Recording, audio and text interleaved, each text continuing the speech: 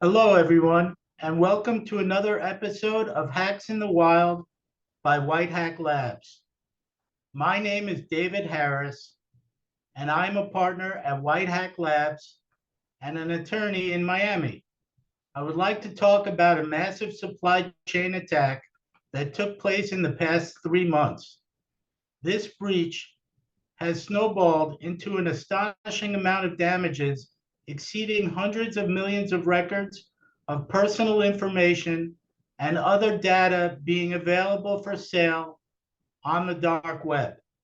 And all of it could have been prevented with a simple technical fix.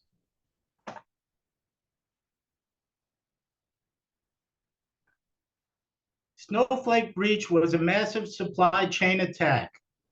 Snowflake is a cloud data analysis company that's normally employed by its clients for security purposes. Through its SaaS offering, Snowflake connects to its customer databases and other data sources. It recently came to light that quite a few of its clients got compromised due to a leak of customer credentials for Snowflake SaaS software. Last week, Snowflake revealed that cyber criminals have been attempting to access its customers' accounts using stolen login details. Snowflake's cloud services are used by 9,437 customers, including high-profile companies worldwide. Ticketmaster had a reported hack that impacted more than 500 million customers and their information. Other companies the threat actor reportedly said he gained access to in the breach include Advance Auto Parts, Allstate, Anheuser-Busch, Mitsubishi, Neiman Marcus, Progressive, Santander Bank, and State Farm.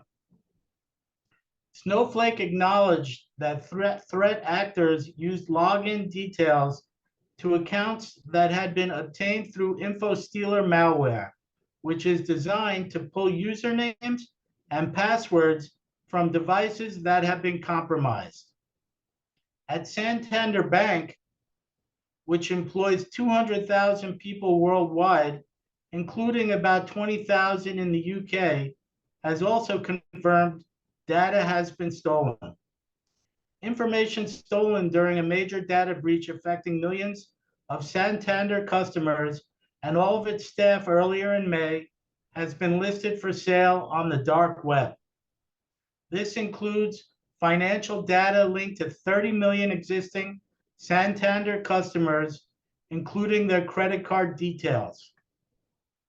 Santander confirmed it had suffered a cyber incident on May 14, 2024, reporting to Spain's National Securities Market Commission that there had been unauthorized access to a database hosted by a third-party provider.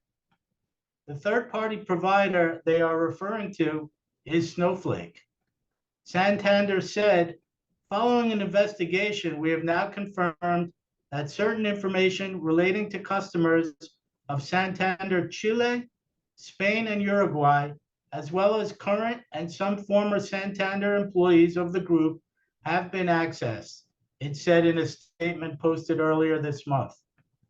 In a post on a hacking forum, the group calling themselves Shiny Hunters posted an advertisement saying they had data including 30 million people's bank account details, 6 million account numbers and balances, 28 million credit card numbers, and HR information for staff.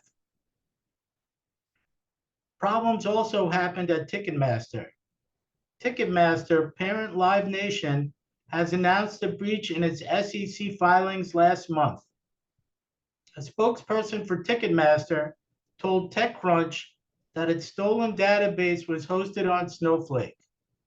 Earlier this week, the administrator of a since-revived popular cybercrime forum called Breach Forums claimed to be selling the personal information of 560 million Ticketmaster customers, including the alleged personal information from Ticketmaster, along with ticket sales and customer card information.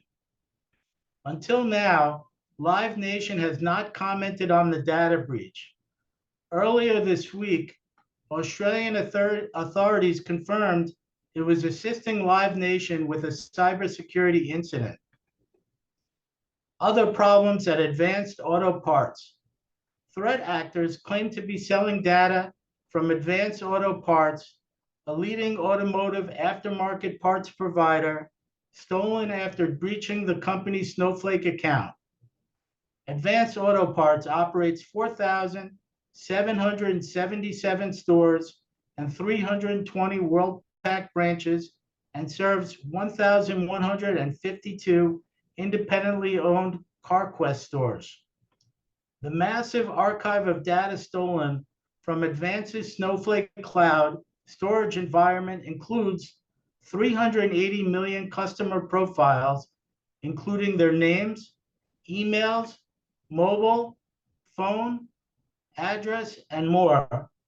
Also, 140 million customer orders, 44 million loyalty gas card numbers with customer details, auto parts and past part numbers, sales history, and employment candidate information with social security numbers, driver's license numbers, and demographic details, also transaction tender details.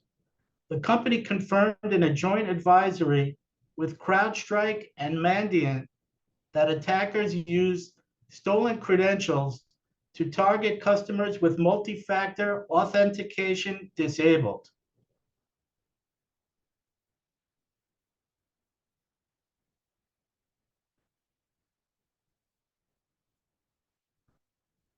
The Snowflake compromise chain is on display here, as you can see. One, attackers first planted InfoStealer malware on one of Snowflake employees' computers. Two, the malware exfiltrated Snowflake refresh tokens. And three, attackers authenticated to Snowflake SaaS application and accessed data sources for Snowflake customers. On the left side of the screen, you can see the threat actor's messaging history with a cybersecurity pro. The threat actors explain that they were able to sign into a Snowflake employee's ServiceNow account using stolen credentials located at lift.snowflake.com. Following the infiltration, the threat actors explained they were able to generate session tokens for each of Snowflake customers, which allowed them to authenticate and exfiltrate massive amounts of information. The refresh tokens found on the Snowflake employee computer didn't expire, so the threat actor used them to generate session tokens used to authenticate as different customers. The actor claims there are 400 companies affected. It sounds like if Snowflake refresh tokens did expire on time, the threat actor wouldn't be able to gain access to Snowflake customer accounts. They didn't get access to plain text passwords of Snowflake customers, but to refresh tokens that can create new authenticated sessions that impersonate a Snowflake customer. These types of issues are normally discovered and fixed when a company performs a penetration test. We now have a question for the audience. Do you know what is a refresh token? Please answer the poll question and submit it when you receive it, and we thank you for your answer. On the bright side, the FBI has recently released lockbit decryption keys. If you are a victim of lockbit malware, go to lockbitvictims.ic3.gov to get your decryption key and avoid paying the ransom.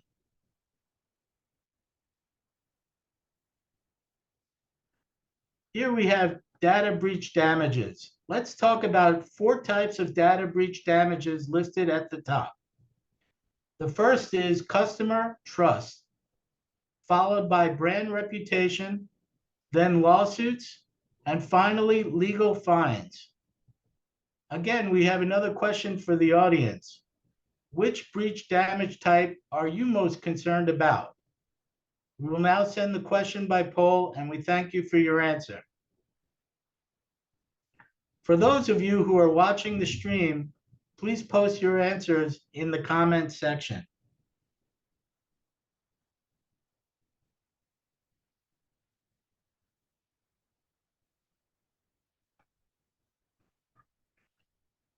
And now, today's featured topic is CVE 2024-27198. This is a flaw in JetBrains TeamCity software. On this topic, I would like to introduce to you my colleague, cybersecurity researcher, Cameron Hassan. Welcome, Cameron. Hi, David. Thanks for inviting me today. Cameron will talk more about this vulnerability as he will walk us through the exploitation on a sample TeamCity website. Thank you, Cameron. You can start now. All right. So, hello, everyone. So, today's topic for the webinar is CVE 2024-27198, as you can see in this slide of the presentation. But before diving into the technicalities of this exploit, I would like to raise a poll for our audience. So, please feel free to answer it. The question for the poll is, what is TeamCity normally used for? All right, the poll is now live. For those of you who are watching the stream, you can please post your answers in the comment section. Okay, so let's go ahead. So in this part of the presentation, we will go through this critical vulnerability as we talked about CVE 2024-27198, which is an authentication bypass vulnerability discovered in TeamCity software back in February 2024. Yeah, and not quite a while ago. And we will see why this CVE actually sent shockwaves to the software development team that are using this software all over the globe. But before trying to understand this CVE 2024-27198, let's first talk about TeamCity software itself, in which this critical vulnerability was actually discovered. So let me share my screen and go to their official website. I hope my screen is visible to everyone. So talking about TeamCity is actually a commercial CI/CD tool created by JetBrains. Unlike Jenkins, which is an open source continuous integration server, because in our last webinar, we discussed a vulnerability in Jenkins, and today we are discussing another critical CVE discovered in TeamCity, which is somewhat a competitor of Jenkins, but it's a commercial CI/CD tool. All right. So this TeamCity tool supports automatic building and testing of application, uh, and we can see here that according to their official website, it is trusted by 30,000 plus DevOps team at leading companies, right here, as it is stated here. All right, I just wanted to show this to everyone, so that everyone realizes the potential attack surface of the CVE 2024-27198 before we go into the technical dissection of this exploit. So I think we are good to move towards understanding the vulnerability from the technical point of view now. So let me share my VS Code.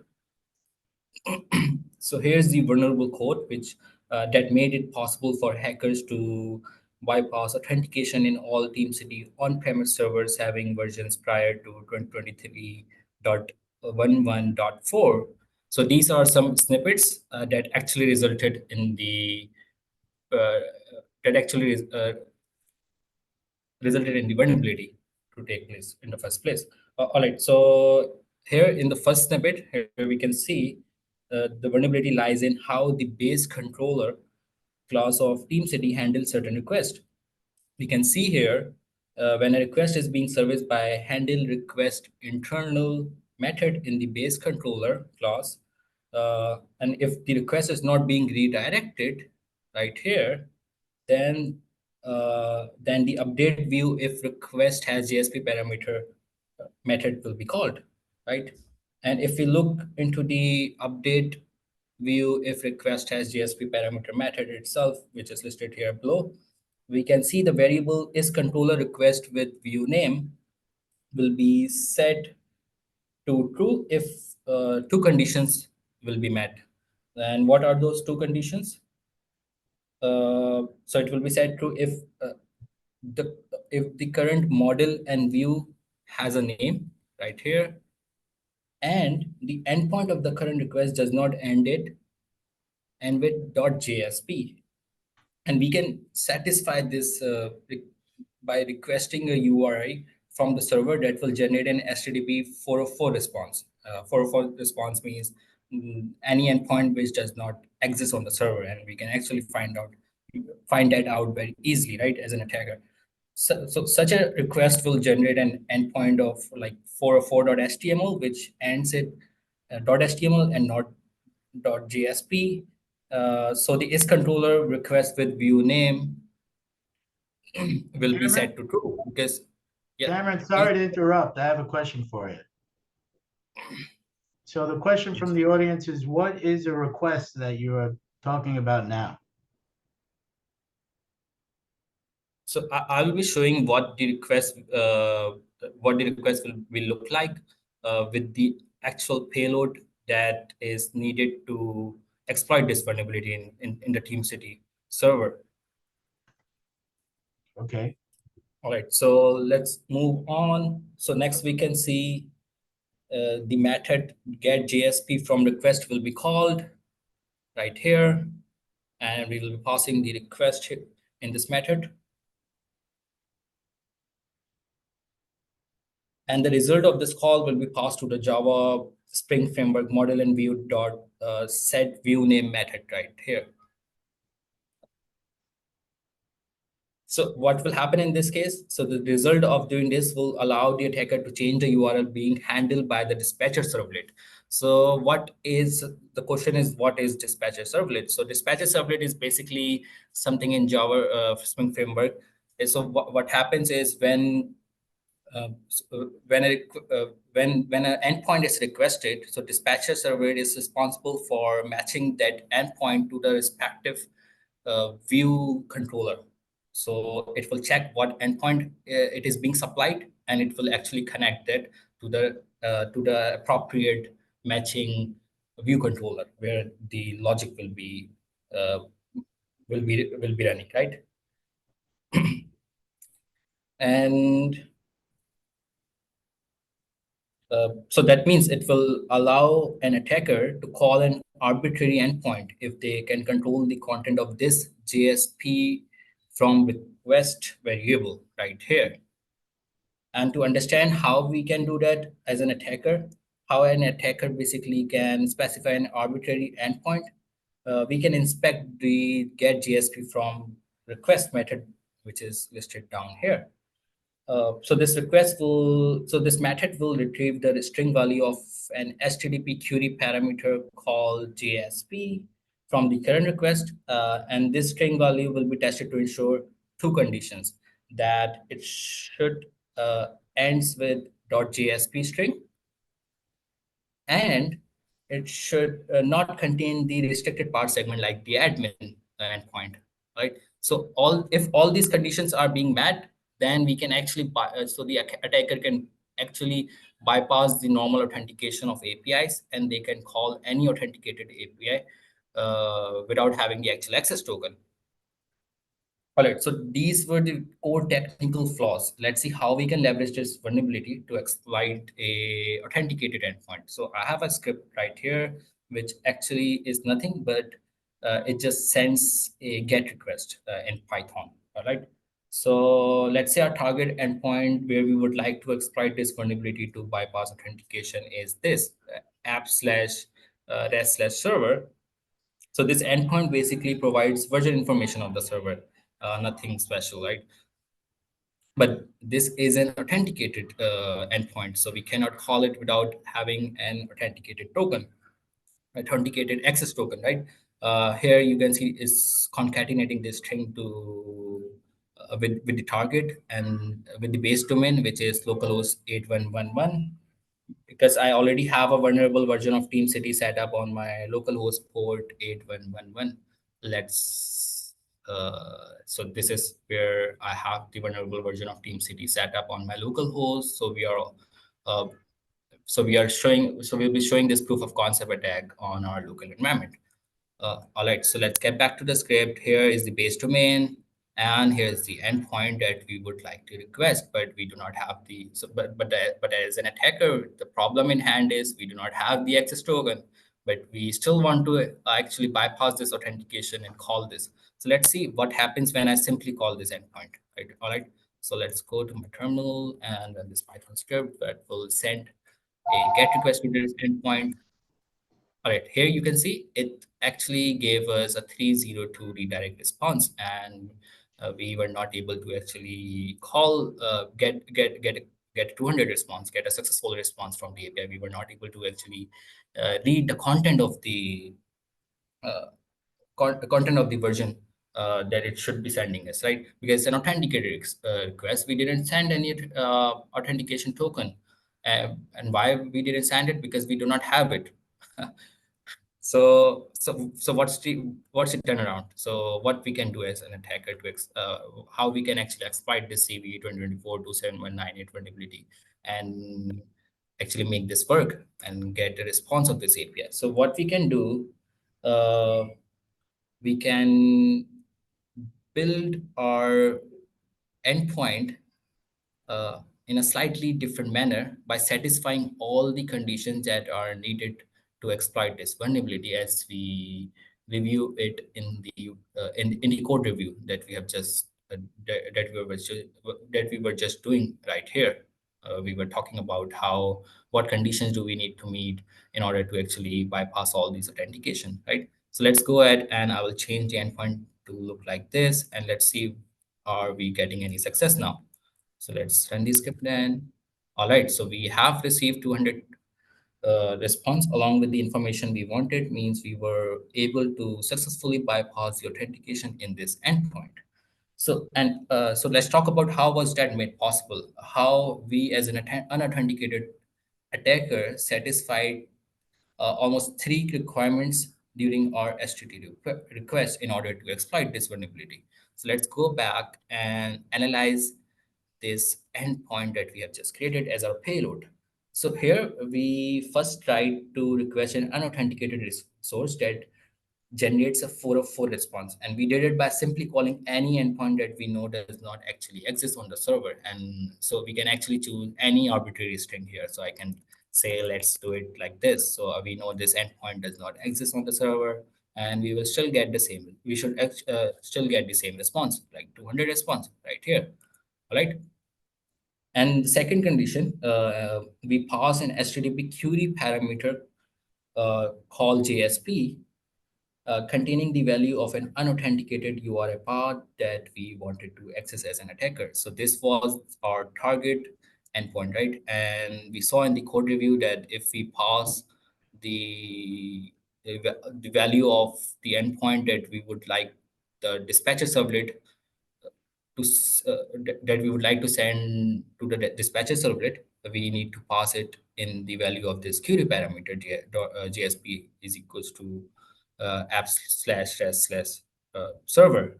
And lastly, we ensure that the arbitrary URI that we have just created ends with .jsp. So that was another condition that we had to meet in order to successfully exploit the server. So combining all these requirements, our exploit URI actually became like this. So this is the final exploit URI right here. This is our base domain, where base domain of the TeamCity server, the target TeamCity server that we have set up on our on our local host. And this is just an arbitrary endpoint which actually does not exist. So because we wanted to get a 404 response, right?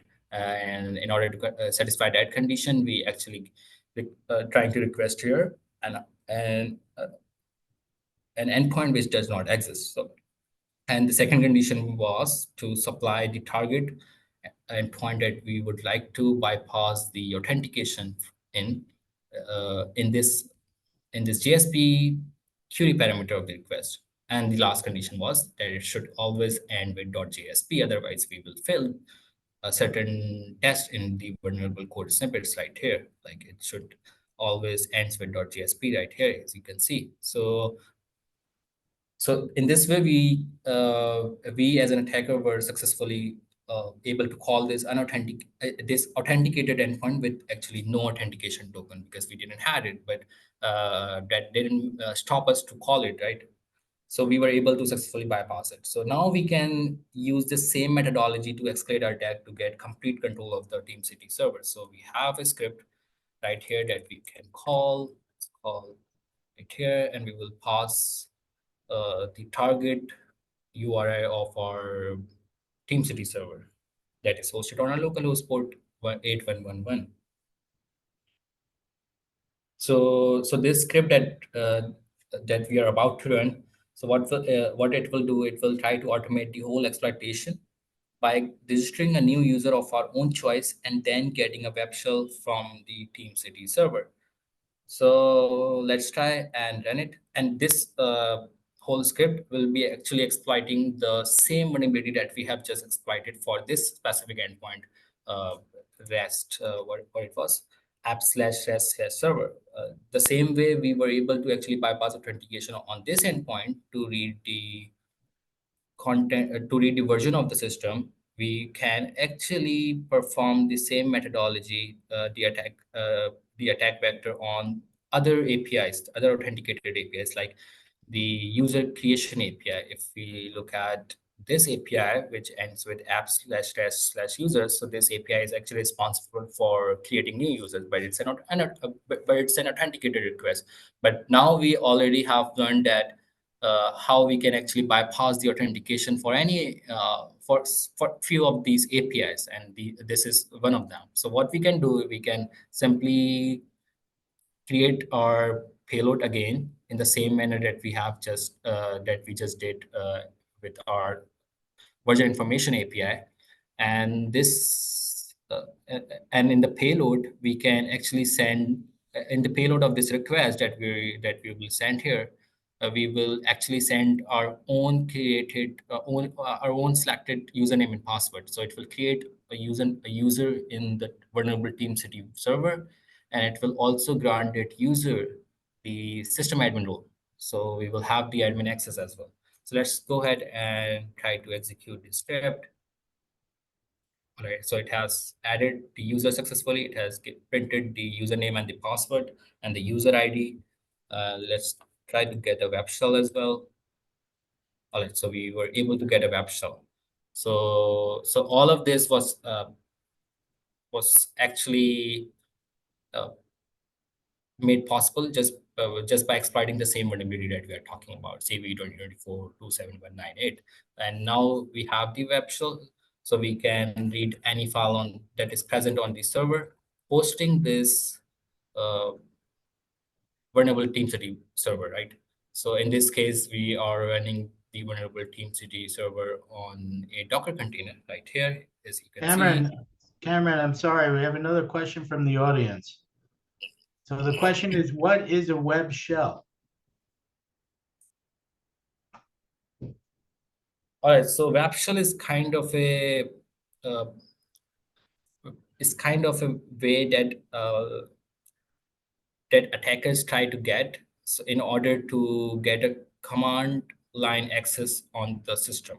So once they have a web shell, they can actually execute any commands on the system.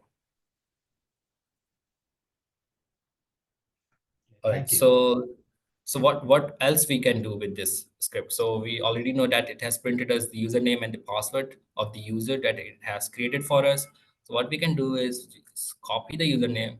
Let's go to the web interface of this vulnerable TeamCity server. Let's log out from our main admin account. Let's go ahead and paste the username here. Let's go ahead and paste the password right here. Cameron, we have one more question, follow-up. Yes, sir. The question is, how much damage can a hacker cause with a web shell?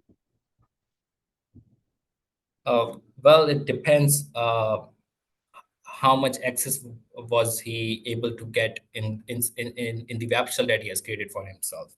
If he was able to actually get a root shell, uh, basically a web shell from the root user of the server, then he will probably have complete access of the server, so he can do whatever he want whenever he want until we until we patch this vulnerability first. And if we actually get that web shell by exploiting this vulnerability, then we can say uh, until we have patched this vulnerability on the server. And we also need to find out that if the attacker has installed any backdoor, then if yes, then removing the exploit would not be enough.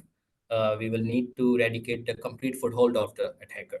And by backdoor, I mean, backdoor is basically a method by which attacker would be able to get around normal security measures and get high level user access without authorization.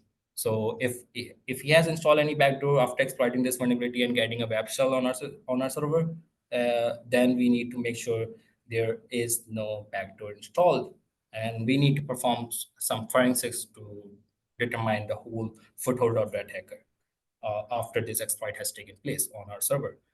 So I hope that answers your question. So I was just showing, I was actually able to successfully log into the administrator user uh, using the same credential that it has printed as on a terminal. The exploit script has printed us, right? So here we can see in the user section, we have the main admin user, the default admin user that was legitimate, but this is the user that we have just created by exploiting the same vulnerability CVE-2014-27198, right? Here we can see we have the admin role as well. So now we have complete control of the web interface of this vulnerable TeamCity server, and we also have the web shell access. So looks like we have pretty much complete control over it. And how we were able to actually do it, we were just able to do it. We were just able to do it by exploiting that same vulnerability that we have just talked about in this session, CVE 2024-27198. So that was it. I hope it was informative for everyone. If you have any questions, you can feel free to answer it. Thank you, Cameron, for your demonstration today of conducting a real-time ethical hacking on a TeamCity website demo.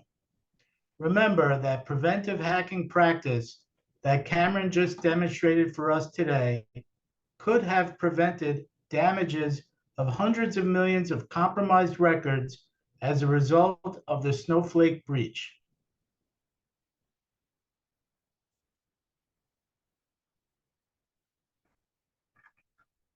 So what are the benefits of ethical hacking? Here we have 4 on the screen today. The first is improved security. Ethical hackers can help organizations identify and address vulnerabilities in their systems and networks. This allows companies to protect their sensitive data and assets. 2, compliance.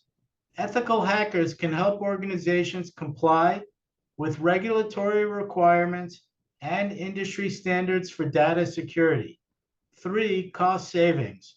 By proactively identifying and addressing vulnerabilities, organizations can avoid the costly consequences of data breaches and reputational damage.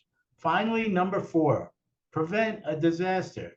Ethical hackers can identify and report vulnerabilities that actual attackers are going to use to infiltrate your system. We have another question for the audience. Which cybersecurity benefits are you most interested in? For those of you who are watching the live stream, please post your answers in the comment section.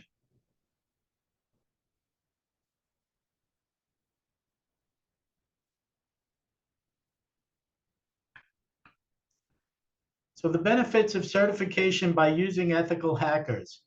Let's discuss 3 of the most common compliance frameworks. We also identified a 4th today, FINRA compliance, which we will discuss in a future webinar. But today we'll discuss the first 3. Number 1 is PCI compliance.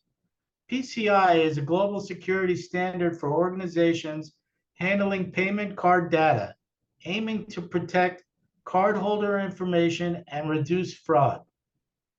PCI penetration testing plays a pivotal role in achieving PCI compliance by helping organizations identify and remediate security vulnerabilities in their internal and external network and systems. With a proper penetration testing methodology in place, organizations can maintain PCI compliance and ensure the security of their cardholder data environment. Number two is SOC 2 compliance. SOC is an acronym which stands for System and Organization Controls, and the controls refer to a series of standards that measure how well a given service organization regulates and conducts its information. Organizations that are managing data in the cloud need to be SOC 2 compliant. This will show their customers they care about their data, and that will bring in more customers in return. From data such as email addresses to sensitive financial information, users expect organizations to properly manage their data. SaaS providers with SOC 2 certification are more trusted by clients than those who don't have it because the certification shows a commitment to data security.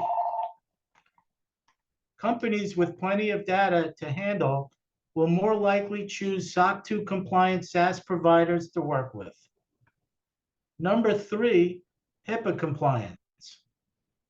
HIPAA compliance is part of a certification process required by operating healthcare companies. HIPAA compliance includes protections of electronic protected health information, or EFI, and protected health information is covered by the HIPAA security rule in addition to other HIPAA requirements. While HIPAA doesn't require you to affirmatively validate your controls, it does require that healthcare organizations protect against reasonably anticipated hazards and threats, including hackers.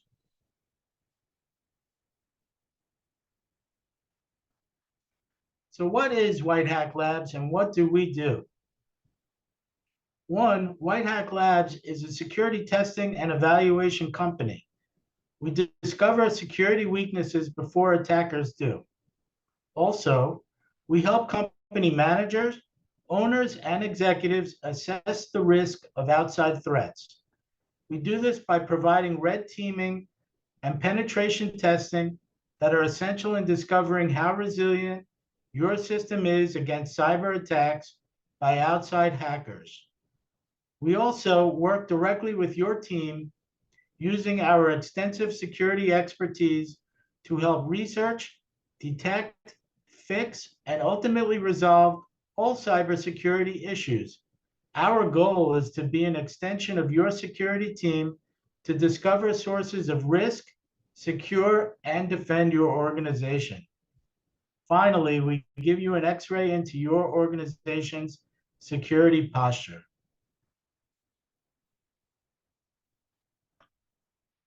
So what are the offensive security services provided by White Hat Labs?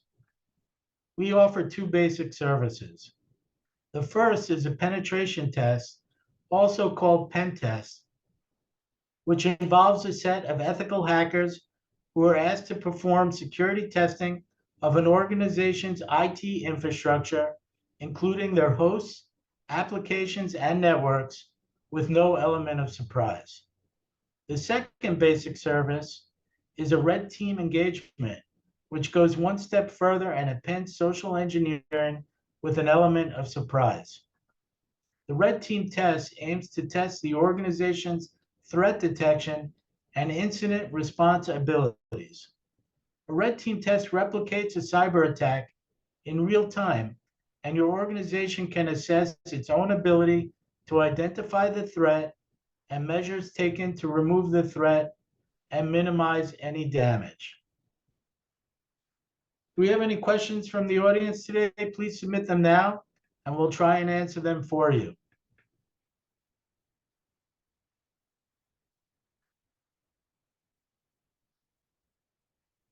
No questions today? Well, that concludes today's webinar. We hope you learned some information from the presentation that we gave for you.